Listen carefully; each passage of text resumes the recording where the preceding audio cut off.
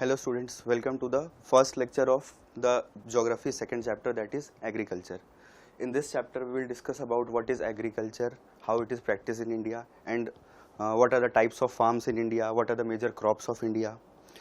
So this chapter is very important regarding any of the competitive exams that you will deliver in these phases or in 10th class NTSC or any exam. You will read the advanced form of this chapter when you come in class 10th. So let's start this chapter now. The topic is agriculture. What is agriculture? अगर हम हिंदी में हमसे simple definition पूछा जाए agriculture का, क्या होता है एग्रीकल्चर, तो एग्रीकल्चर का सिंपल डेफिनेशन जो हम पढ़ते आ रहे हैं बचपन से, हमने ये सुना है कि खेती करने को हम बोलते हैं एग्रीकल्चर. मतलब हम अगर क्रॉप्स का कल्टीवेशन करते हैं तो वो एग्रीकल्चर है. बट एग्रीकल्चर के साथ एक टर्म और जुड़ी होती है जो होती है रियरिंग ऑफ एनिमल्स. तो मतलब एग्रीकल्चर अगर हम बोलते हैं कि कोई पर्टिकुलर पर्सन है वो एग्रीकल्चर का काम करता है, तो अगर वो रियरिंग करता है एनिमल्स का, जैसे काऊ, हेन, चिकन, इन सब चीज़ का अगर वो रियरिंग करता है, फिश का, या अगर वो खेती करता है, तो दोनों काम अगर में से कोई एक काम भी वो कर रहा है तो उसका मतलब है कि वो एग्रीकल्चर कर रहा है. अब हम देखते हैं इकोनॉमिक एक्टिविटीज़. इकोनॉमिक एक्टिविटीज़ का मतलब क्या होता है? इकोनॉमी से रिलेटेड, इकोनॉमी एक टर्म है जिसका मतलब क्या होता है, एनीथिंग रिलेटेड टू मनी. तो पैसे कमाने के लिए कितनी सारी एक्टिविटीज़ होती हैं उनको हम बोलते हैं इकोनॉमिक एक्टिविटीज़. तो इकोनॉमिक एक्टिविटीज़ हमारी तीन टाइप की होती हैं: primary activity, secondary activity and tertiary activity. तीनों के बारे में हम डिस्कस करते हैं. इसके बारे में हमें 10th क्लास में भी पढ़ने को मिलेगा, बट बेसिक चीज़ें हम यहाँ पे जान लेते हैं कि ये तीन टाइप की एक्टिविटीज़ क्या हैं. पहला है हमारा प्राइमरी एक्टिविटी. तो प्राइमरी एक्टिविटी का मतलब क्या होता है? मतलब बेसिक. प्राइमरी कोई भी चीज़, अगर आप प्राइमरी स्कूल में पढ़ते हैं मतलब आप 1 to 5 वाले स्कूल में पढ़ते हैं, तो उसका मतलब है कि वो बेसिक है आपके लिए. तो वैसे ही प्राइमरी को हम बोल सकते हैं बेसिक. पैसे कमाने का जो सबसे बेसिक काम है वो है एग्रीकल्चर. तो अगर हम एग्रीकल्चर करते हैं तो इसका मतलब है कि हम एक प्राइमरी एक्टिविटी करते हैं. और प्राइमरी एक्टिविटी ऐसी चीज़ है जिसके ऊपर हमारा सेकेंडरी और टर्शियरी एक्टिविटी डिपेंडेंट है. तो अगर हम इसके डेफिनेशन की बात करें तो अगर रॉ मटेरियल्स को एक्सप्लॉइट करके कोई नया चीज़ प्रोड्यूस किया जाए तो it is known as primary activity. मतलब अगर हम वीट की खेती कर रहे हैं तो वीट की खेती कर रहे हैं तो वीट की खेती के लिए हमें क्या करना पड़ेगा? सबसे पहले हमें सॉइल को एक्सप्लॉइट करना पड़ेगा. मतलब सॉइल में हमें बहुत सारे फर्टिलाइजर्स, पेस्टिसाइड डालने पड़ेंगे, सॉइल को फर्टाइल बनाना पड़ेगा. तो सॉइल को फर्टाइल बना के जैसे ही हम उसमें वीट के सीड्स डालते हैं तो वीट ग्रो हो जाता है. तो वो क्या है? वो है एक प्राइमरी एक्टिविटी. मतलब हमने एक नेचुरल चीज़ को एक्सप्लॉइट कर दिया और एक नया चीज़ उससे इमर्ज होके आ गया. वैसे ही अगर हम मिल्क का बिजनेस करते हैं, या कोई एक इंसान है पर्टिकुलर जिसका डेयरी का बिजनेस है, मतलब वो दूध बेचता है, तो अगर वो दूध बेचता है तो वो क्या कर रहा है? वो काऊ या गोट को एक्सप्लॉइट कर रहा है या बफेलो को, और उससे मिल्क का प्रोडक्शन कर रहा है. तो ये एक बेसिक इंडस्ट्री है, इसके ऊपर हमारा सेकेंडरी और टर्शियरी चीज़ें डिपेंड करता है. तो इसी एक्टिविटी को हम बोलते हैं प्राइमरी एक्टिविटी. दूसरा हमारा होता है secondary activity.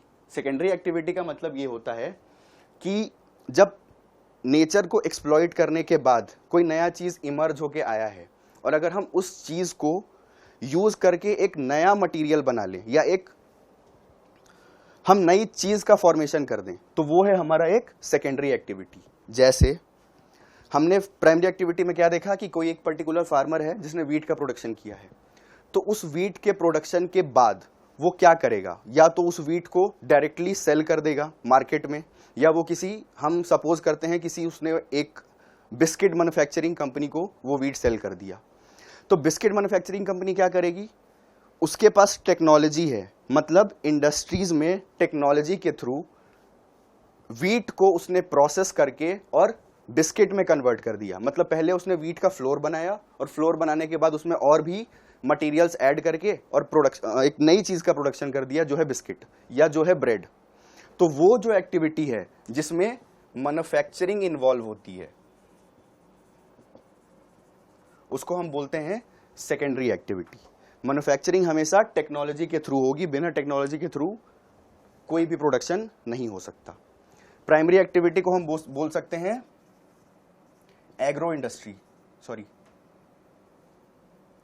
Agro based activity.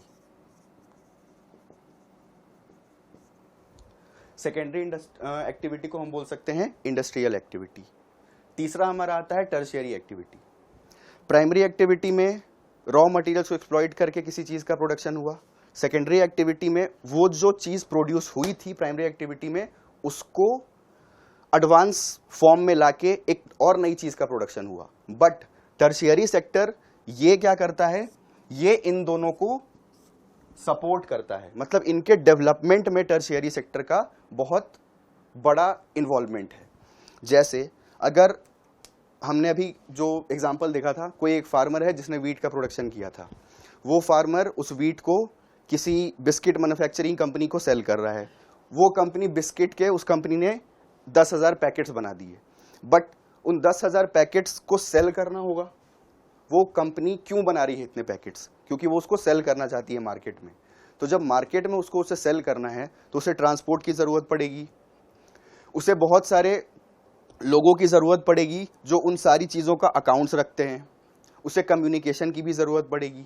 तो ये सारी चीज़ें जो टर्शियरी, प्राइमरी और सेकेंडरी सेक्टर को डेवलप करने का काम कर रही हैं, वो होती हैं हमारी टर्शियरी एक्टिविटी। जैसे फॉर एग्जांपल में कम्युनिकेशन, ट्रांसपोर्ट एक्सेट्रा। सर्विस, इसमें हम क्या करते हैं, दूसरी एक और चीज होती है, इसमें डायरेक्टली जो सर्विस प्रोवाइड होता है उसको भी हम टर्शियरी सेक्टर में कैटेगराइज कर सकते हैं। तो टर्शियरी सेक्टर से दो काम होते हैं, पहला काम development of primary and secondary sector, और दूसरा काम सर्विस प्रोवाइड करना। सर्विस प्रोवाइड कोई भी करता है। एक, अब अगर आपकी तबीयत खराब होती है, एक डॉक्टर के पास आप जाते हैं, तो वो डॉक्टर आपका ट्रीटमेंट करता है, तो मतलब है उसने आपको कुछ सर्विस प्रोवाइड किया। वो सर्विस उसने किस लिए प्रोवाइड किया है? क्योंकि आप उसे बदले में फीस प्रोवाइड करोगे, मतलब उसके लिए ये एक इकोनॉमिक एक्टिविटी है। अगर कोई टीचर आपको पढ़ाता है तो वो आपसे फीस लेता है, या वो कोई एक ऐसा इंसान है जो किसी कंपनी में काम करता है, तो वो क्या करता है, वो उस कंपनी से पैसे ले रहा है और उस कंपनी को बदले में सर्विस प्रोवाइड कर रहा है। तो टर्शियरी सेक्टर में या तो सर्विस का प्रोडक्शन होता है और या तो फिर प्राइमरी और सेकेंडरी सेक्टर का डेवलपमेंट होता है। तो ये थे हमारे 3 टाइप के इकोनॉमिक एक्टिविटीज। इसका डिटेल्ड वर्जन हमें पढ़ना है जब हम 10th क्लास में आ जाएंगे। अब हम वापस आते हैं एग्रीकल्चर के ऊपर। तो एग्रीकल्चर का डेफिनेशन हमने क्या देखा था? एग्रीकल्चर का डेफिनेशन था rearing of animals plus cultivation of crops. दुनिया में 50% से ज्यादा लोग अभी भी एग्रीकल्चर पे डिपेंडेंट हैं। मतलब हमारी वर्ल्ड की मैक्सिमम कंट्रीज की जो इकोनॉमी है वो एग्रो बेस्ड इकोनॉमी है या एग्रीकल्चरल इकोनॉमी है। इंडिया हमारा एक एग्रीकल्चरल इकोनॉमी है। अभी भी more than 60% people are employed in agriculture sector. 60% से ज्यादा लोग इंडिया में अभी भी खेती का काम करते हैं। तो इसका मतलब है कि खेती एक बहुत इंपॉर्टेंट एक्टिविटी है। बिना एग्रीकल्चर के खाना नहीं मिलेगा किसी को, ना बिना एग्रीकल्चर के सेकेंडरी सेक्टर डेवलप होगा, ना बिना एग्रीकल्चर के टर्शियरी सेक्टर डेवलप होगा। तो इसलिए एग्रीकल्चर बहुत इंपॉर्टेंट है। अब एग्रीकल्चर जो वर्ड है ये 2 वर्ड से मिलकर बना है, लैटिन वर्ड से। पहला वर्ड है एगर, एगर का मतलब होता है सॉइल, और दूसरा वर्ड है कल्चर, कल्चर का मतलब होता है कल्टीवेशन। तो एग्रीकल्चर एक लैटिन वर्ड है जिसका मतलब सॉइल और कल्टीवेशन से होता है। अब जिस लैंड के ऊपर कल्टीवेशन होता है, सारी जमीन के ऊपर खेती नहीं होती। बहुत सारी जमीनें आपने भी ऐसे देखी होंगी जहां पे कुछ नहीं होता, वहां रॉक्स वगैरह पड़े हैं, बिल्कुल वो एक बंजर जमीन है, मतलब उसका कोई यूज नहीं है।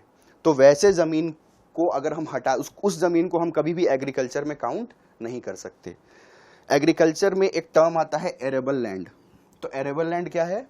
वो पर्टिकुलर एरिया जिस पे क्रॉप्स का प्रोडक्शन ग्रोथ होता है। मतलब वो 1 साल ना भी हो या 2 साल ना भी हो तो हमें फर्क नहीं पड़ता, बट अगर उस लैंड के ऊपर कभी भी क्रॉप्स का प्रोडक्शन हुआ है या हो रहा है तो वैसे लैंड को हम बोलते हैं एरेबल लैंड। अब आपके बुक में 4 और वर्ड्स दिए हुए हैं, एग्रीकल्चर, सेरिकल्चर, पिसिकल्चर और हॉर्टिकल्चर। इन चारों वर्ड्स का क्या मतलब है?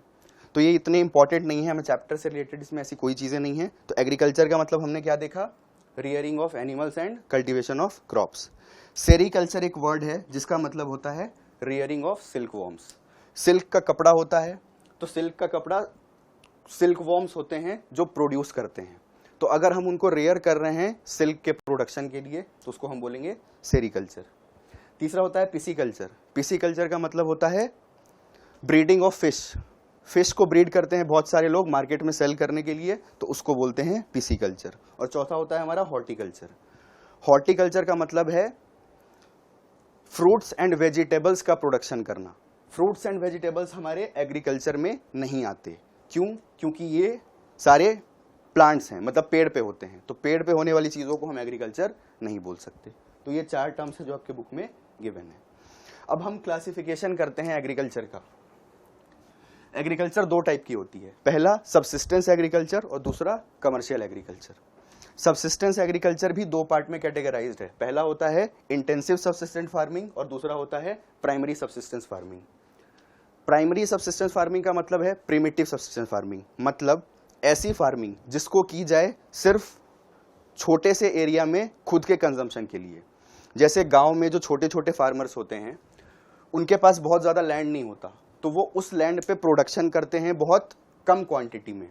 उनके पास इतने पैसे नहीं होते कि वो मॉडर्न HYV सीड्स या फर्टिलाइजर्स को यूज़ कर सकें।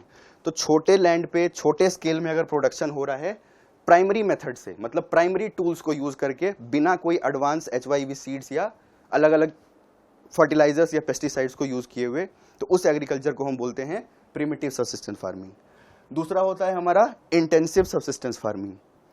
इंटेंसिव सबसिस्टेंस फार्मिंग का मतलब है कोई भी चीज़ इंटेंसिवली करना। इंटेंसिवली मतलब एक छोटा सा एरिया है बट उस एरिया से हम मैक्सिमम आउटपुट अटेन करना चाहते हैं। हम इतना प्रोडक्शन करना चाहते हैं कि हम उसको मार्केट में सेल करें और मैक्सिमम प्रॉफिट हमें मिल सके। तो वैसे एग्रीकल्चर को हम बोलते हैं इंटेंसिव एग्रीकल्चर। जैसे पंजाब एक बहुत छोटा सा स्टेट है इंडिया में, बट पूरे इंडिया में वो व्हीट और राइस सप्लाई करता है प्रोडक्शन करके। तो इसका मतलब है कि एक छोटे से एरिया के थोड़े से लैंड के ऊपर इतनी खेती कर दी जाए कि मैक्सिमम प्रॉफिट उस पर्टिकुलर लैंड से हम ऑब्टेन कर सकें, तो उसको हम बोलेंगे इंटेंसिव सबसिस्टेंस फार्मिंग। अब सबसिस्टेंस एग्रीकल्चर जो है इसको हम 2 पार्ट में और क्लासिफाई कर सकते हैं। एक होता है शिफ्टिंग कल्टीवेशन। शिफ्टिंग कल्टीवेशन का मतलब क्या है? शिफ्ट करने का मतलब होता है जब आप एक जगह से दूसरे जगह किसी चीज को उठा के रख देते हैं। तो शिफ्टिंग कल्टीवेशन में जो मेथड यूज होता है उसको हम बोलते हैं slash and burn method. Slash and burn method का मतलब क्या है कि अमेज़न फॉरेस्ट जो हमारा ब्राजील में लोकेटेड है और यूएसए के थोड़े से पार्ट में, अफ्रीका और एशिया, इन 3 कॉन्टिनेंट्स में जब खेती होती है तो एशिया में, पूरे एशिया की बात नहीं हो रही है, सिर्फ नॉर्थ ईस्ट एशिया की बात हो रही है। नॉर्थ ईस्ट एशिया में खेती करने का एक टेक्निक है जिसको हम बोलते हैं स्लैश एंड बर्न मेथड। इसमें क्या करते हैं, एक पर्टिकुलर लैंड के ऊपर फार्मर्स खेती करते हैं और 1 साल या 2 साल खेती करने के बाद जो भी रेजिड्यू बचा, खेती करने के बाद बहुत सारी चीज़ें सॉइल में रह जाती हैं, तो उनको वो जला देते हैं और जला के कहीं और शिफ्ट हो जाते हैं अब खेती करने के लिए। इससे क्या होता है कि जिस ज़मीन के ऊपर उन्होंने खेती की है उसको 3-4 साल छोड़ने के बाद उसमें नाइट्रोजन फिक्सेशन अच्छे से होता है और वो सॉइल फिर से फर्टाइल हो जाता है। मतलब अगर एक ही लैंड के ऊपर हम बार बार एक ही क्रॉप ग्रो करेंगे तो उससे सॉइल की फर्टिलिटी खराब होती है, बट शिफ्टिंग कल्टीवेशन में सॉइल की फर्टिलिटी खराब नहीं होती, क्योंकि 3-4 सालों तक उस लैंड को फिर अनकल्टिवेटेड छोड़ दिया जाता है और किसी दूसरे लैंड को चूज कर लिया जाता है। But slash and burn method से पॉल्यूशन होता है। आपने सुना होगा दिल्ली हमारा वर्ल्ड का सबसे मोस्ट पॉल्यूटेड सिटी है, तो उसका रीज़न क्या है? उसका सबसे बड़ा रीज़न है स्लैश एंड बर्न मेथड। मतलब पंजाब और हरियाणा में ये मेथड फार्मर्स प्रैक्टिस करते हैं। वो एक पर्टिकुलर एरिया के ऊपर खेती करके और वहाँ के सारे रेजिड्यू को जला देते हैं और दूसरे जगह शिफ्ट हो जाते हैं। तो इससे क्या होता है, बहुत पॉल्यूशन क्रिएट होता है और वो दिल्ली में ट्रैप हो जाता है। तो ये था हमारा शिफ्टिंग कल्टीवेशन। दूसरा है हमारा नोमैडिक हर्डिंग। नोमैड्स का मतलब होता है जो लोग एक जगह फिक्स्ड नहीं होते, और हर्डिंग का मतलब होता है किसी चीज़ को पालना, मतलब किसी चीज़ को रेयर करना। तो नोमैडिक हर्डिंग ये हमारा सहारा, मतलब अफ्रीका में, सेंट्रल एशिया और इंडिया के कुछ एरियाज़ में जैसे जम्मू कश्मीर, राजस्थान और जो हिली एरियाज़ होते हैं वहाँ पे प्रैक्टिस किया जाता है। इसमें क्या होता है, इसमें बेसिकली रियरिंग ऑफ एनिमल्स होती है, जैसे शिप हो गए, वुल के लिए, गोट हो गया, काउज हो गया, इन सब को अगर कोई रेयर करता है, मतलब पालता है, और जो भी उनसे आउटपुट निकलता है उसको मार्केट में सेल करता है, तो उसको हम बोलते हैं नोमैडिक हर्डिंग। तो सबसिस्टेंस एग्रीकल्चर हमारे दो टाइप के हैं। अब नोमैडिक हर्डिंग डिपेंड करती है क्लाइमेट और टेरेन के ऊपर। जैसे मैंने बताया कि अगर कोई बहुत सारा शिप रखा है, कोई एक पर्टिकुलर फार्मर है जिसके पास बहुत सारे शिप हैं, तो शिप से वो ऑब्वियसली वूल एक्सट्रैक्ट करेगा, बट शिप को ग्रेजिंग एरिया चाहिए, मतलब ज़्यादा से ज़्यादा लैंड शिप्स के लिए अवेलेबल होना चाहिए ताकि वो ग्रेजिंग कर सकें। तो इसलिए इस वाले एरिया को हम बोलते हैं, ये सारे प्रैक्टिसेस जम्मू कश्मीर या हिमाचल प्रदेश इन सब एरिया में किए जाते हैं, क्योंकि वहाँ का जो टेरेन है वो कैसा है, स्लोपी टेरेन है, मतलब स्लोप्स हैं, तो वहाँ ग्रेजिंग के लिए ज़्यादा लैंड मिल जाता है। राजस्थान में क्या है, राजस्थान में कैमल्स मिलते हैं। कैमल्स राजस्थान में आराम से मूव कर सकते हैं एक जगह से दूसरे जगह बहुत दिनों तक पानी ना पिए बिना, तो इसलिए हम राजस्थान में भी नोमैडिक हर्डिंग करते हैं और लोग वहाँ पे कैमल्स को रेयर करते हैं। तो ये था हमारा सबसिस्टेंस फार्मिंग। अगर है हमारा कमर्शियल फार्मिंग। कमर्शियल फिर से पैसे से रिलेटेड, जो भी फार्मिंग पैसे कमाने के लिए की जाए। ये दो टाइप के होते हैं, मिक्स्ड फार्मिंग और प्लांटेशन। मिक्स्ड फार्मिंग का क्या मतलब है? मिक्स्ड फार्मिंग का मतलब होता है जब हम कल्टीवेशन भी करें क्रॉप्स का और हम पैरेलली एनिमल्स भी रेयर करें, मतलब rearing of animals with cultivation of crops, that is known as commercial mixed farming. ठीक है, जैसे कोई एक पर्टिकुलर फार्मर है जो मिल्क का भी बिजनेस कर रहा है और खेती भी करता है, तो अगर दोनों चीजें वो एक साथ साइमल्टेनियसली करता है तो उसको हम बोलते हैं mixed farming. Mixed farming generally US, Argentina और अफ्रीका या कनाडा, ये सब डेवलप्ड कंट्रीज में प्रैक्टिस की जाती है। यहाँ के जो फार्मर्स हैं वो बहुत अमीर होते हैं क्योंकि उनके पास दोनों चीजें अवेलेबल होती हैं। दूसरा हमारा होता है प्लांटेशन। प्लांटेशन का क्या मतलब है? अगर आप कभी हिल स्टेशंस पे घूमने गए होंगे तो वहां आपने टी गार्डन्स देखे होंगे, मतलब बड़े से एरिया में टी का प्रोडक्शन हो रहा है सिर्फ, तो उस टाइप के प्लांटेशन को हम बोलते, उस टाइप के कल्टीवेशन को हम बोलते हैं प्लांटेशन। मतलब एक पर्टिकुलर लैंड है जिसके ऊपर कंटिन्यूअसली एक ही क्रॉप को ग्रो किया जा रहा है और उसके पीछे उस क्रॉप को ग्रो करने का मोटो क्या है, ताकि मैक्सिमम प्रॉफिट अचीव हो सके।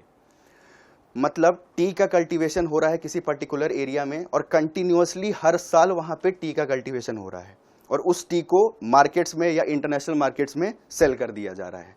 तो इसमें ये लेबर इंटेंसिव एग्रीकल्चर है।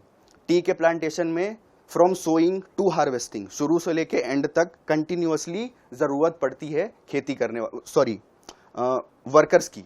तो प्लांटेशन में जिन जिन चीज़ का प्लांटेशन होगा, जैसे राइस का प्लांटेशन होता है, रबर का प्लांटेशन होता है, टी का होता है, कॉफ़ी का होता है, इन सारे प्लांटेशन में लेबर इंटेंसिवली ज़रूरत है लेबर की और पैसे की भी इंटेंसिवली ज़रूरत है। तो अगर ज़्यादा पैसे इन्वेस्ट किए जा रहे हैं खेती करने में, ज़्यादा लोग लगाए जा रहे हैं खेती करने में, तो इसका मतलब है कि उसका आउटपुट भी मैक्सिमम मिलेगा। तो जब एक ही पर्टिकुलर एरिया में कंटिन्यूअसली हम एक ही क्रॉप ग्रो करते हैं जिसमें हमें बहुत सारे वर्कर्स और बहुत सारे पैसे लगाने पड़ते हैं और फिर उससे मैक्सिमम आउटपुट अचीव होता है हमें, तो वैसे एग्रीकल्चर को हम बोलते हैं प्लांटेशन। इंडिया में टी का प्लांटेशन होता है, मलेशिया में रबर का प्लांटेशन होता है और ब्राज़ील में कॉफ़ी का प्लांटेशन होता है। ये तीनों एरियाज़ बहुत फेमस हैं प्लांटेशन के लिए। तो आज फर्स्ट लेक्चर में इतना ही था। नेक्स्ट लेक्चर में हम ये पढ़ेंगे कि इंडिया के मेजर क्रॉप्स कौन कौन से हैं। जैसे हमने देखा है बहुत सारे 3 टाइप के क्रॉप्स होते हैं, रबी क्रॉप्स, खरीफ क्रॉप्स और ज़ैद क्रॉप्स। तो इनके बारे में डिटेल डिस्कशन अगले लेक्चर में करेंगे हम। आज के लिए इतना था। Thank you.